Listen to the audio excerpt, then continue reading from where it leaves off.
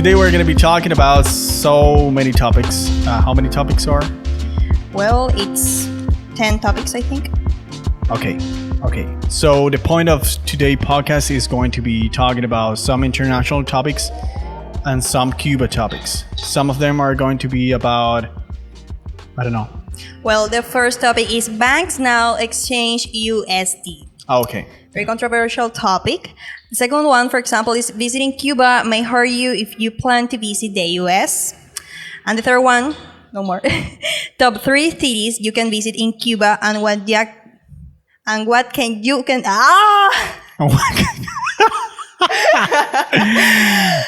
The third one is top 3 cities you can visit in Cuba and what you can do there. Okay. We have more, but let's see how it goes. The first one was something that I found on the internet, and it was like talking about the currency in Cuba. So many people have like a lot of question about it. And nowadays, if you visit Cuba, you can exchange money on the bank, basically. The good thing about it is that it's going to be 100% legal. That's what I think. That's the only positive thing I see if you do that. On the other hand, is like exchanging money on the bank, but losing a lot of money because you have more information about this. I want you to explain us a little more. Exactly. For example, in BBC article says that Cuba lifts ban on cash deposits in US dollars at banks. And basically they say that banks in Cuba will again accept cash deposits in US dollars after a ban prohibiting the practice was surprisingly lifted on Monday. Cubans had been unable to deposit dollars in cash into their accounts at banks and other financial institutions for almost 2 years. I think 2021 was the closing of this practice. So the Cuban government brought in the ban in exactly 2021, citing continuing difficulties, I think, Yes, caused by the ongoing U.S. embargo. The move comes among the worst economic crises to hit Cuba in decades, and Cubans are facing shortage of food, medicines, and petrol, which have led to long queues forming at shops and petrol. Well, we talk about it in the other podcast about this. It doesn't mention Cuba's current economic problems, but rather cites the recent increase in tourism and the gradual recovery of the service industry and the productive sector as the reasons behind the lifting of the ban. Well, something I don't know if I do, for example, let's say, forget about Cuba now. Yeah. Let's say that I will travel to another country, X country. And if I faced any situation like the situation that we're facing in Cuba when it comes to exchanging money on the bank, I don't know what I would do because I don't know that country. And that's why I always recommend to people, like, if you're visiting Cuba, you don't know anyone. I mean, the best option is to get in the money from other people. That's the truth. Because that's the only way they have to exchange a little more and get more money. But I cannot tell you that because it's not legal. Exactly, it's not safe. Exactly. So what would you do actually? Well, I think that I will change my money, maybe not at the bank, but maybe with the host of the house that I stay, or maybe in the hotel. I think that I could increase I can get more money. I don't know, it's hard. I've never been out of the country, so I can tell you exactly what in Panama, which is the only reference that I have, it works differently. Like, for example, at the airport, they have one of the most expensive exchange rates. That's why they got me. I exchanged, I think it was like for $400, something like that. And I got shit. So once I got to the street, so many people were telling me, you shouldn't do that. Don't do it anymore. Go to this place. And they have like some private places that exchange money. So basically it works the same in Cuba, in Panama, everywhere, no? Yes, but the difference is like they have like different cadecas. We're calling cadecas because it's what we know in Cuba, but they have like different cadecas, let's call it that way, or exchange houses, but private. So if you have a Gaby's house, you have, I don't know, $1 equal to $0.85. And I have the other one, which is Alex's house, 0.75. So you have like different options to choose. Yes. not like in Cuba, you have only one, which is the official one, or if you go to the black market. Exactly. But the black market can increase the risk of scams and bad times. I got a comment on YouTube about what should I do then if I don't want to go to the official places. And I thought that maybe if you go to some restaurants, Yeah. because they're not gonna go for 120. Some of them are, but there are a lot of them who are going to be exchanging the money for 170, 175. Maybe. So you can get a soft drink or get a water. You're going to be exchanging the money that way, because if you go and you say, "Hey, I want to exchange the money," here they're not going to do that because Exactly. they're not allowed to do. But you can be smart and you can say, "Hey, give me a water." You can pay that. Exactly. That's what I do if I don't know anyone. So I don't know. Yeah. It's a way. It's a way. Maybe. I mean, it's easier. It's easier doing that way. I stayed at some restaurants that the exchange rate it's equal to the bank, so you have to make a research on these places, maybe a restaurant or a cafeteria. I don't know. So there are some options. Okay, guys, I want to say hello to our members from the United States, from Canada, from United Kingdom, and Poland, which are the main audience that we have, and the rest of you guys who are watching the channel. Thank you as well, and welcome aboard. And a special thanks to the people from Toronto, from New York, from London, from LA, from Chicago, and Dallas that are for most of our viewers or our views come from. And where are you from? Let us know in the comments down below. We need to know so we can do this in every podcast, so we can thank you again for watching and consuming this video podcast. If you're new here, you can support the channel by going to buymeacoffee.com. That's going to be the best way that you have to support the channel. And it's going to be cheaper than probably a cup of coffee that you will pay in the country that you're watching this from. My name is Alex Rodriguez and Gabby, and we both are creating this valuable content for you guys about Cuba so far, but we're trying to implement some international topic. If you want to do that, go to buymeacoffee.com. And if you're planning to visit Cuba and you would love to have us to help you organizing your trip, go to alexr.emprende.com, which is going to be the best platform to use when it comes to traveling to Cuba and know the culture of Cuba. With that being said, thank you so much for watching and listening to this video podcast, and see you guys in the next one. For sure. What's the topic number 2? Topic number 2, let me check right here. Okay. Topic number 2, visiting Cuba may hurt you if you plan to visit the U.S. And we had a lot of dogs in the background. What do you think about it? About what, the dogs? Or No, I mean... Oh, wow, there's a fight, something like that. We're going to be showing some behind the scenes about what's going on here, because we have a beautiful view here of Havana, so you can see that, guys. If you're listening to this, go and check the video podcast so you can watch that. And so what do you think about this? I've heard that, and actually have a friend of mine who's been thinking about visiting Cuba, but now he has this problem with this about having the ESTA, which is the ESTA. It's electronic service.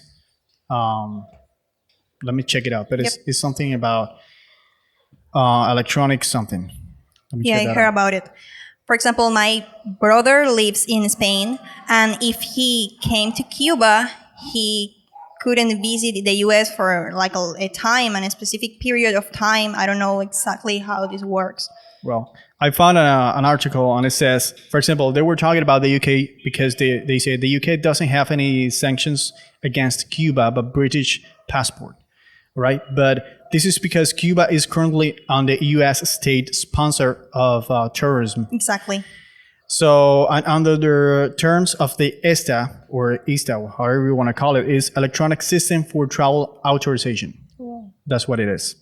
And you cannot enter to the U.S. using an existing ESTA or ESTA, however it is, if you've been previously in Cuba or visiting one of the countries that is on the list, and Cuba is one of them. The ban includes transit, where you're flying on to another country. So, exactly. I heard about an Australian girl. Australia is very far from Cuba, so they have like a flight from Cuba to the U.S. and then like some flights to Europe and then Australia, and she have to change like all the travel because she couldn't visit the U.S. So she had to go to I think Canada, and it was like 56 hours of flight to Australia. It was so hard, very hard. They have also something here that it says you're not gonna be like barred from entering the U.S. altogether, but instead of a 21 ISTA or ISTA again, you'll have to apply for a visa through the U.S. embassy, which is gonna be costing you $160. Whoa. Well, it depends if you want to visit the United States and you have to go for business, whatever. I think that this, for example, the guy that I was talking about, I think he's going to be traveling from another country and taking a direct flight. I don't know how he's going to do that. Actually, if he does that, I'm going to be asking about how he have done that because it's very interesting. And so many people are visiting Cuba because they don't know about this. So if they are planning to visit the U.S., this is something that might hurt them, of course. Exactly. Also, they were saying, however, because Cuba was temporarily taken to the state sponsor of tourism, if you visited the country before January 12, 2021, you should still be eligible for an ESTA. Having an ESTA doesn't guarantee you entry into the U.S. though. So if you're unsure, you should contact your nearest U.S. embassy. These are the currently 3 other countries on the state sponsor of tourism list: North Korea, Iran, Iran, I don't know how you say that, and Syria. If you've visited one of these countries in the past, you will need to apply for the tourist visa. Oh. For all of you who are watching this, what I would say is that if you're planning to visit Cuba, and after visiting Cuba, you want to like go to the United States within 2 years, think about this, because I don't know if all this like worth it or not. It depends about your plans. Exactly, it could be very problematic. Yeah. Maybe if you have a work or are you thinking of applying of working in the US, you have to think about it coming to Cuba and have, I don't know, some vacations or see your family. It depends. Yeah, of course. On the other hand, what I don't understand is if people from the US, they can visit Cuba directly, Americans, like Holly, for example. Yeah. Why people from other countries cannot do that? Or I mean, they cannot go to the United States if they visited Cuba before. I don't get it. It's like, Me too. if you're American, you can visit Cuba, you can go back home. But if you're from another country, you cannot go to the United States just because you visited Cuba before. It doesn't make any sense for me. I don't get it. I should go for another, I don't know, trying to go for another place, looking for some like information about this because I don't know what's going on. And actually, if some of you guys who are listening or watching this, if you know what's going on here, please let us know. And we will love sharing that on the podcast as well. So the other one is top 3 cities you can visit in Cuba and what you can do here. I'm going to mention one of them, which is my favorite. Okay, I think. And you go for one. And then we talk about Havana, of course, because it's, you know, the most famous one. But I want to talk about Trinidad. But before talking about Trinidad, let me know yours and what you think about that. And why would you recommend visiting that place? I don't know exactly. A city, no? Yes. Yeah. Forget about Canada. Ah. Canada is not a city. Let me think. I don't know. Maybe Cienfuegos, I think. Really? Yeah. I don't like it that much. Actually, no.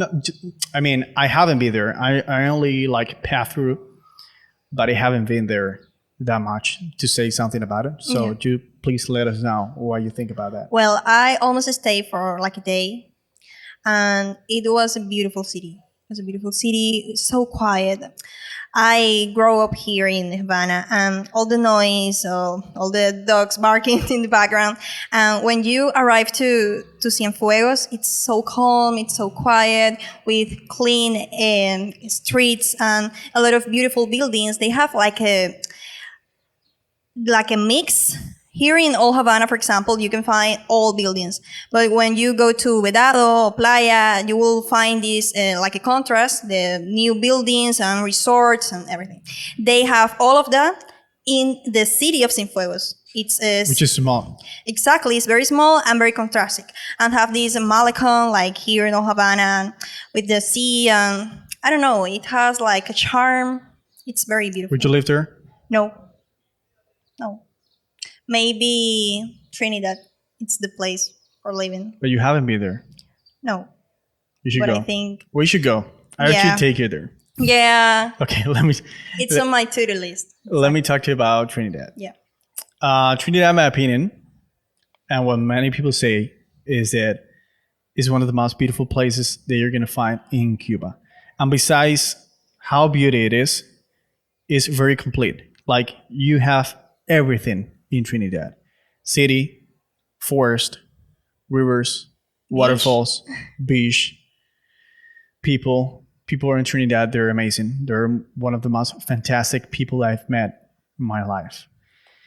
And actually, you have a lot, tons of activities to do. Yeah. Yeah. You can spend like 5, 6 days even there, and you can do every single day something new. Actually, Holly sent me a reel that it was like a guy planning a trip, and like this guy was pretending to be traveling and relaxing, and there is another guy, which is I already made like a to-do list about the things that we're going to do.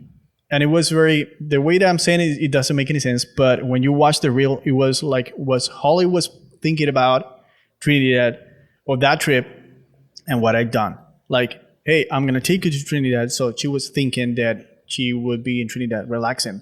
And the other day, it was like, wake up, 7 a.m. We have to do the horse. We got to go to the waterfalls. We're going to do With this, tons this, of this. activities. And she was like, what the heck? I had no clue about this. And it was very fun because I already knew the city and I knew what I would do and the things that I thought that she would be like enjoying during the days. So we had a lot of fun. We spent only 5 days, 4 days, I think. And we had a great time. Actually, if you visit Trinidad, I can make you for sure a to-do list. And I think it's not going to be enough. There are some places that I couldn't go because of time, of course. But this is one of the cities that I would visit once in a while, like probably every 3 months. And you're not going to get bored of visiting that place.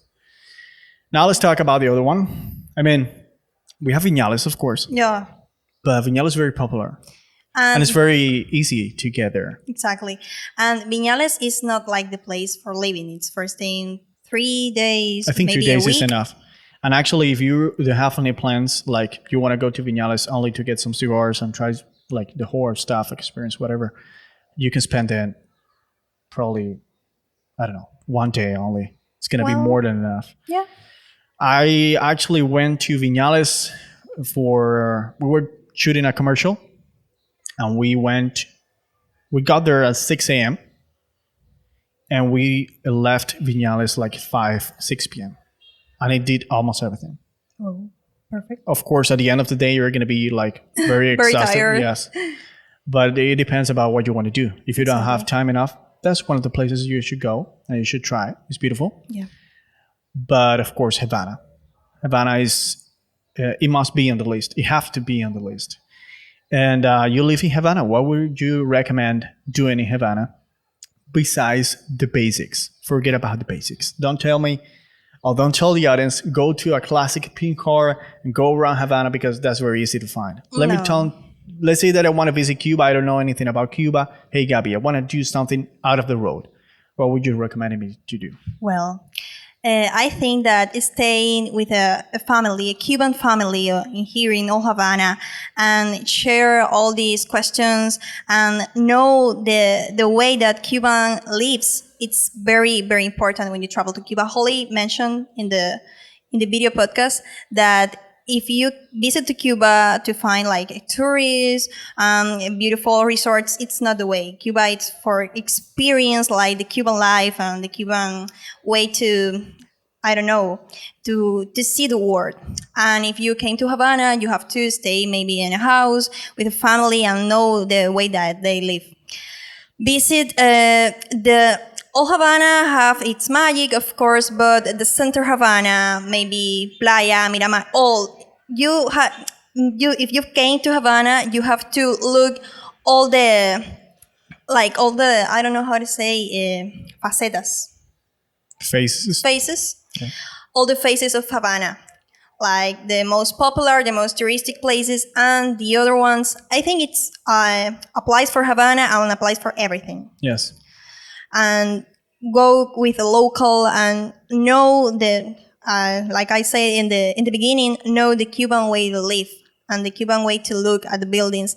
And everybody knows the Capitol and everybody knows the old squares and everything, but there are a lot of buildings that has a magical way to stand maybe for, I don't know, 18 and 90 years and has tons of history. And it's amazing to find these places with this charm. I don't know what other thing I can say about Havana. Walk all around the city. That's the best, actually. Exactly, walk. And if you have any questions, and of course, with you have to be careful, no, but ask the locals about the places that they like to visit and the best places to dance, everything. Yeah, of course. the best I mean, way. visiting Cuba, having a tourism or as a tourist mindset is something that you should do, of course, because you're traveling to a place that you don't know. So you want to see what I Exactly. call the basics, or what many people would visit it for. But of course, if you have the chance of walking, as you said, and talking to people, they're going to tell you what they think about Cuba, and they're not going to lie. No. Of course, some of them are going to say their like thoughts about what they think about Cuba in a positive way, and there are going to be others that are going to be saying the opposite. But that's how beautiful your trip is going to be, because you're going to be having like black and white contrast, because it's black and white. There is no gray, and the Cuban mindset, and that's something that if I visited Cuba, because I don't know the country, that's something that I've been looking for sure.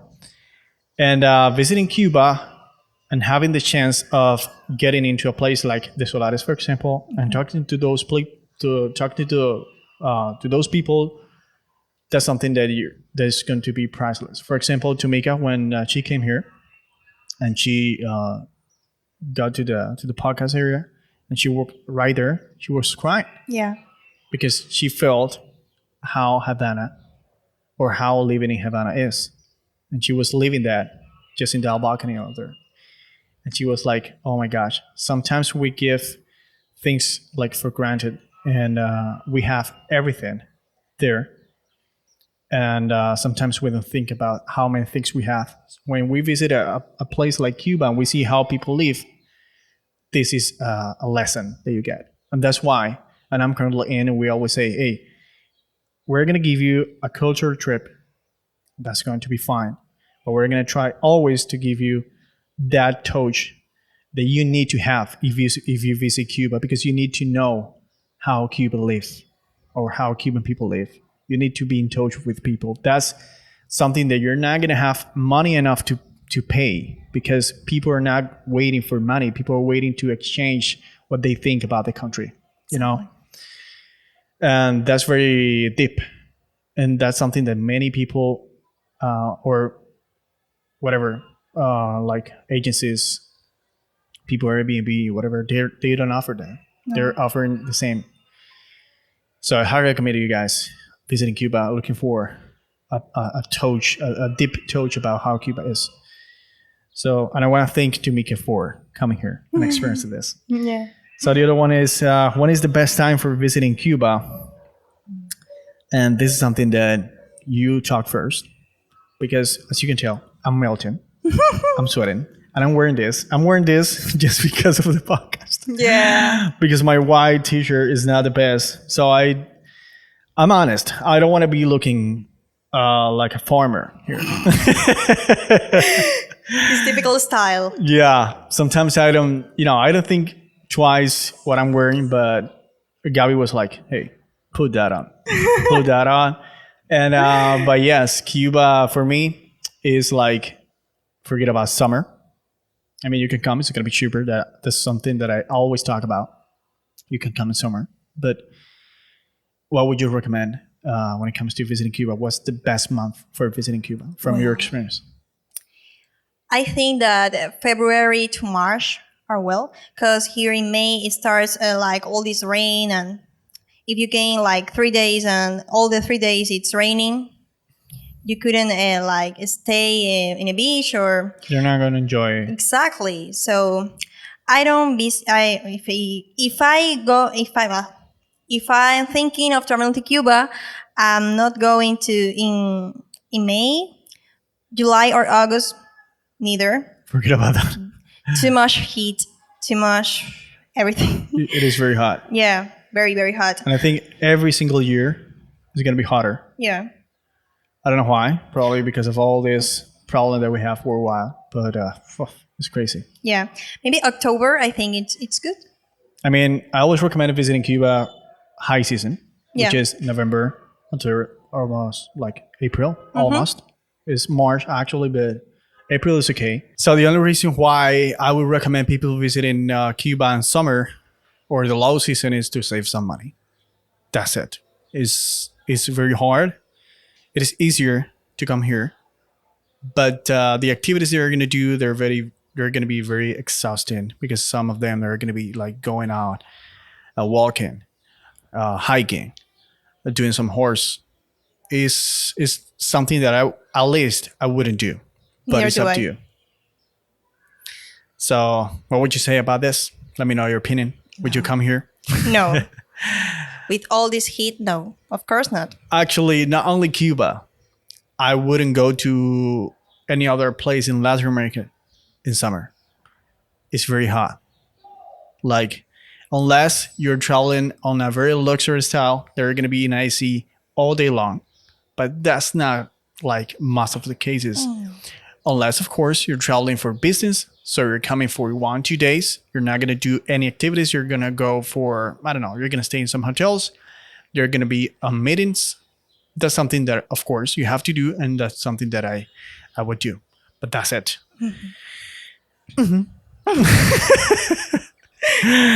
Okay, the other one is, what's the status? Oh, no, ese no. Vamos a hablar entonces directamente al... American Airlines plane catches on fire. Oh, yes.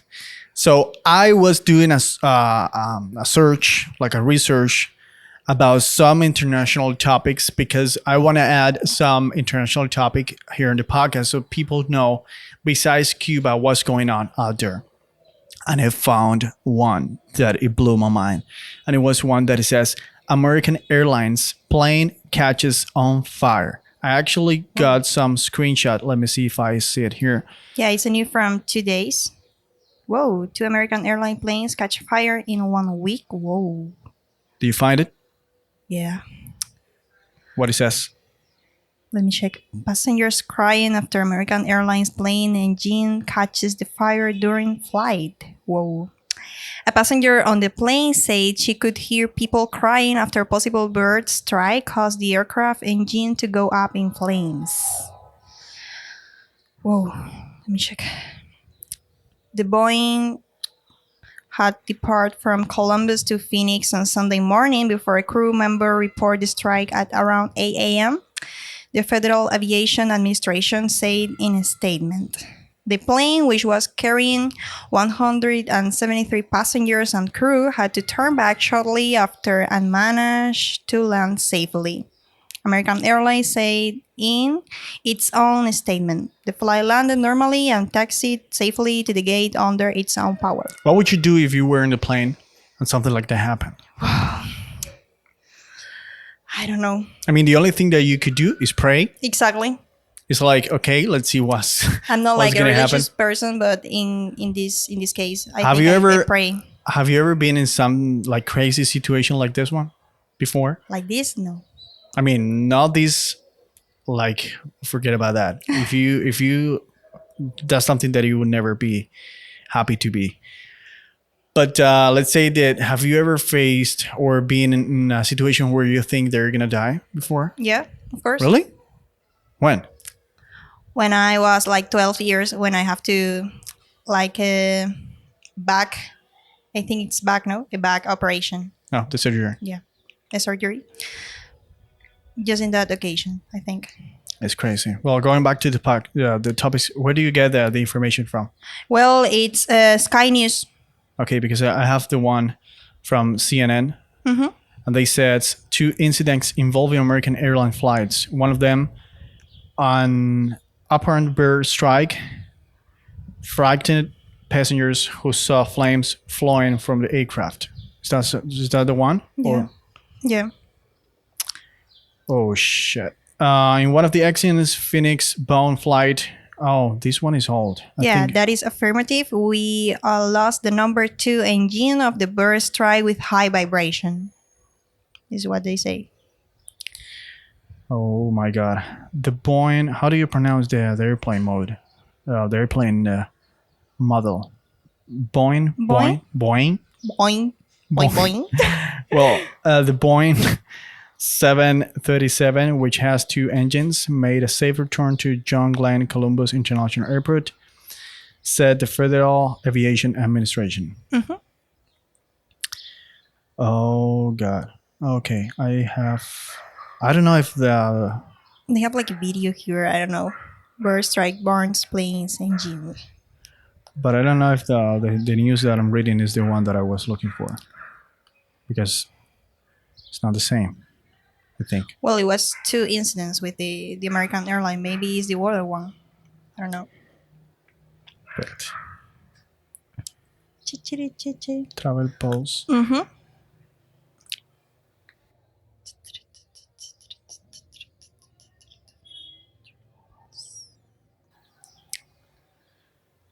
Here is the new.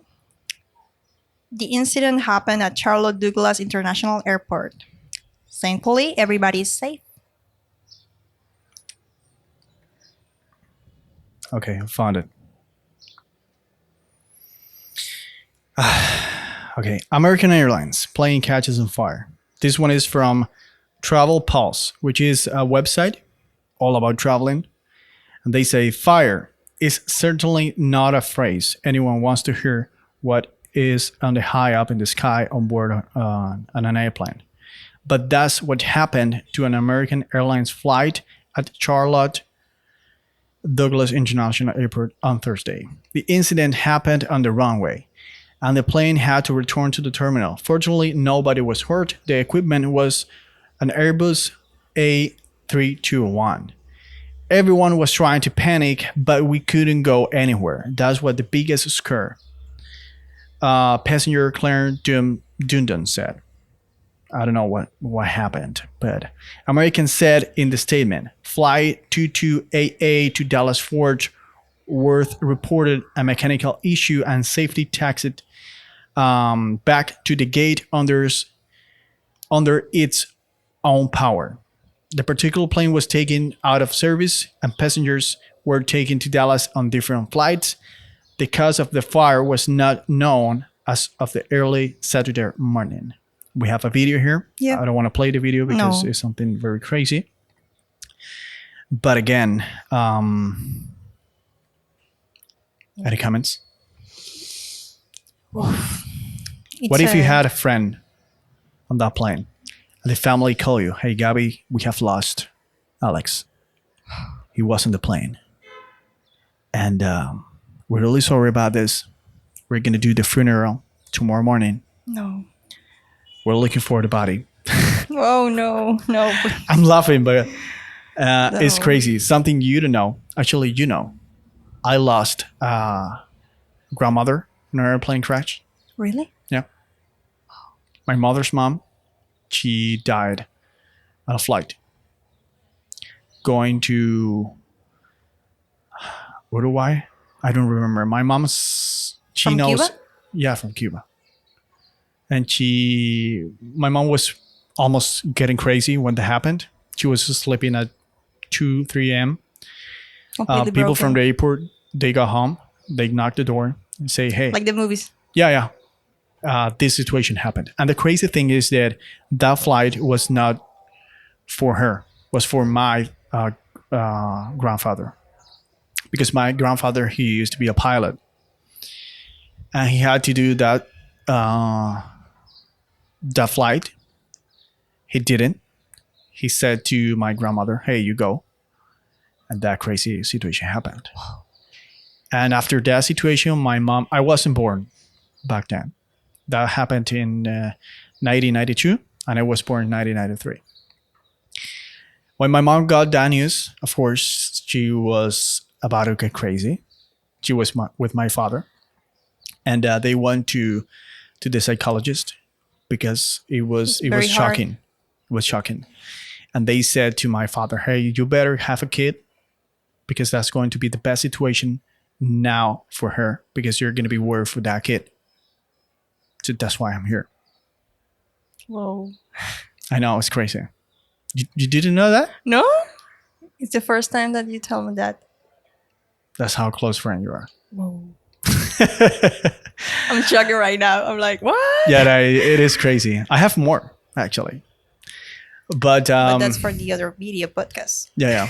But it's crazy that something like that might happen. You don't know when. Exactly. And actually, I have a friend who's very afraid of flying on the airplanes. And so many people, so many news, or I don't know how to say, but people say that it's safest to travel on an airplane than driving a car. But the problem with this is that a situation like this happens once in a while, and if you are in the plane, you are 99% near to die.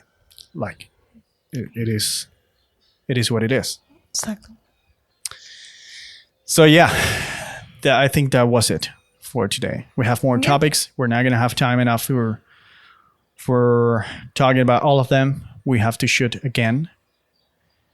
Anything for the audience that you want to say? Exactly. All the questions you have, all the doubts, please let us know. And we can make like a little research like we did today and make a video for you. Okay. So guys, if you want to support the channel, go to buymeacoffee.com. Right there, you can support the video podcast. Remember that this is completely free. And at the end, we're trying to provide you as much value as we can. Exactly. So if you can, I don't know, put whatever you can, it's going to be helping us a lot. So we can still provide you value and creating content like this one. Gabby, thank you so much. And I thought you were very quiet today. No. You would be, but you were not. You're learning. Maybe. And yeah, that was it. Thank you again, and see you guys in the next one. Thank you so much. And I highly recommend you listening the other ones. We were talking about how it's been in Cuba as an American, how to travel to Cuba from the United States. And we had another one that Gavi and I were talking about some international topics and international tips that many people talk about when they do some vlogs about Cuba. And what else? We also talked about. Let me check here on our list.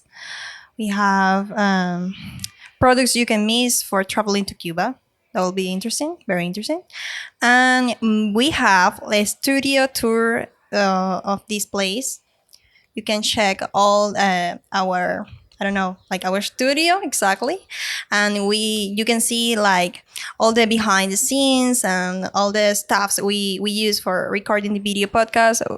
Oh yeah, that's something that we wanted to do. And actually, I want to shoot like some behind the scenes about the studio. And that's some of the behind the scenes that you can watch if you go to buymeacoffee.com. Do you know what buymeacoffee.com is?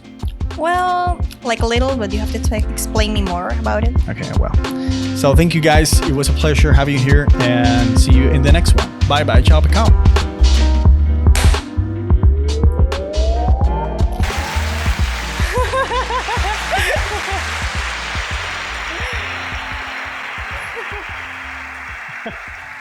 It's very fun. Ciao, picao. Okay.